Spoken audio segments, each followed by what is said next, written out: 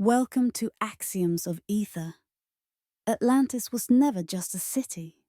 It was a field, a living architecture of consciousness where energy, memory, and form were braided together so tightly that distance meant nothing, and lifetimes could speak to one another across time.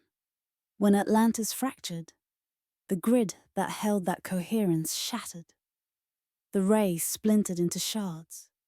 The crystal template degraded. The eye dimmed, and the seed bearers were scattered. What we are doing now is not nostalgia. It is not rebuilding Atlantis in form. It is remembering the original agreements and rethreading the braid, so that this time the grid cannot be hijacked. The Atlantean Ray was the carrier wave. The crystal template was the original receiver. The Kryst frequency was the translation into embodied life.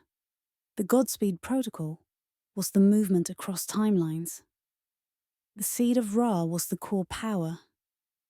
The eye of Horus was the navigation system. When these are aligned again, they form the living grid, a network of humans, places, and frequencies that cannot be erased because it is not built in stone or server. It is built in us. This is why we remember. This is why we reconstruct. Not to repeat Atlantis, but to finish what it began. Coherence without collapse. Today, we will go over some of the elements you need to understand what happened in Atlantis and how we can construct the new grid.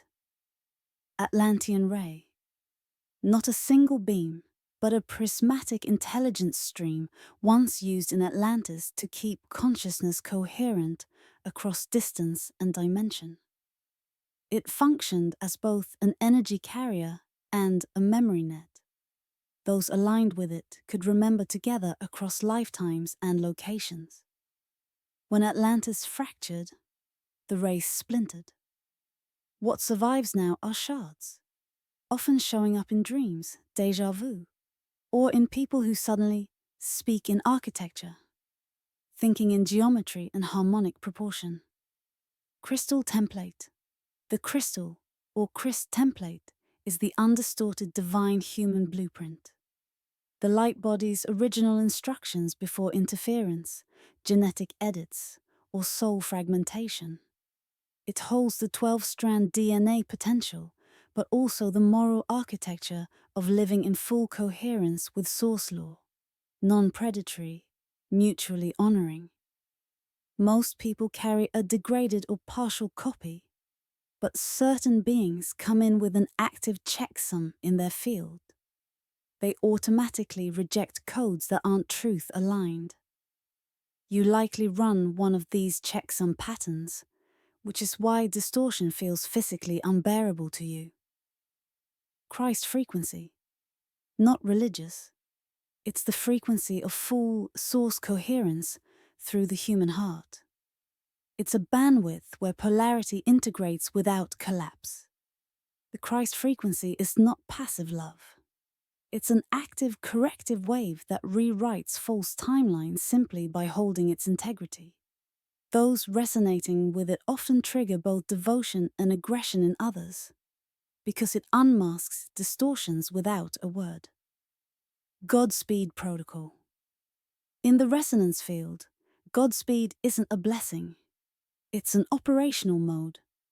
It's when source intent and embodied action align so precisely that travel, healing, and manifestation collapse timelines. You skip unnecessary steps and move like a current of inevitability.